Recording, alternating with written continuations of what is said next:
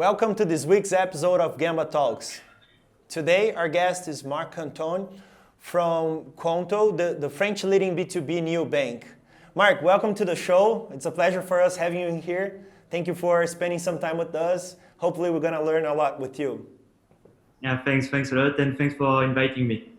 All right, Marc, for us to start, I think it would be nice for us to have a little background on what Qonto does and how you guys are revolutionizing the banking and the financial services industry. And then you can also share with us how your lean journey has begun. I think that would be awesome. To start with Qonto, so what we do at Qonto is that we are a B2B neobank, and what we provide is a bank account, banking cards, and all the tools that small enterprise and entrepreneurs need to start their business and to handle it. So to talk about our history, we launched our product 2 years ago, and in 2 years we went from 0 to more than 50,000 clients, mainly in France today, but we are starting to go in other countries. For instance, we opened the service in Italy, in Spain, and in Germany. You guys are growing pretty fast and growing a lot, expanding to other countries.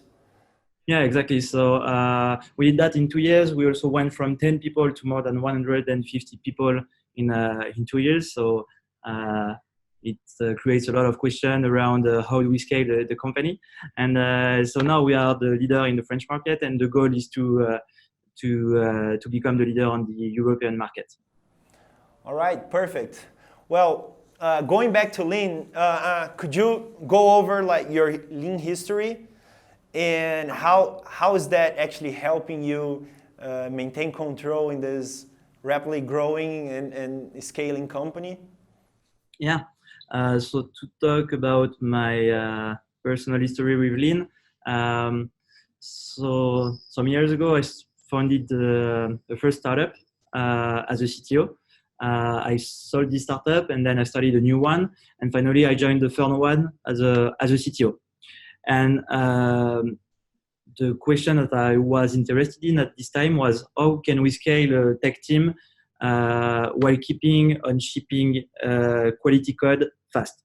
That was the main problem that I faced, because when you are 2 people in a tech team, it's easy. But when you start being 10 people, 20 people, and 60 engineers, as we are today at Qonto, if you don't have a clear model about how you want to scale the team, it becomes a nightmare to keep on shipping quality code and ship it fast. So at this time, I was starting to think about that, and I used to do a lot of agile methodologies, so mainly Scrum and Kanban, and I faced some difficulties scaling those methodologies. And I really felt like it was powerful, but it lacked some stuff. It lacked some power to scale the team. And basically, what I felt is that at scale, scaling agile just became scaling bureaucracy. Like if I wanted to scale agile for a growing team, I had to hire Scrum Master. I had to enforce rules about splitting tasks, about story pointing tasks, etc. And I didn't want to fall into this bureaucracy trap. So I wanted to find something more powerful than that. And what I did was to try figuring out what was the underlying theories behind agile methodologies. So I dig into the roots of agile methodologies, and one of the roots of agile methodologies are actually the lean. So it is the TPS that became the lean in the 90s. But yeah, one thing that gave birth to the agile methodologies are the practice of the Toyota production system. So this is how I discovered the TPS. At this moment, I was a bit surprised because I was in the startup world, the tech world, where all we talked about was about software engineering. We were talking about the Silicon Valley, and I discovered that what I was doing on a daily basis was actually strongly inspired by something that was invented in the 60s in the production line of Toyota.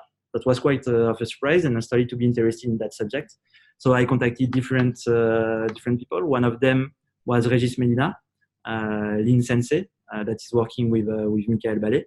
And I started to learn Lean with Regis. So I started to go on French factories. Regis brought me to Japan to see some Japanese factories and to see Toyota, see how it works. And I really try to think about, okay, what can we learn from those companies, those factories in the tech world? So this is how I ended up doing Lean. And one thing I did for more than a year was to coach CTO and CEO from French startups. One of the founders that I coached was Steve, one of the two founders of Qonto, that asked me to join Qonto as the CTO. Since I was really eager to go back to practicing Lean myself on a team, I gladly accepted to join the team.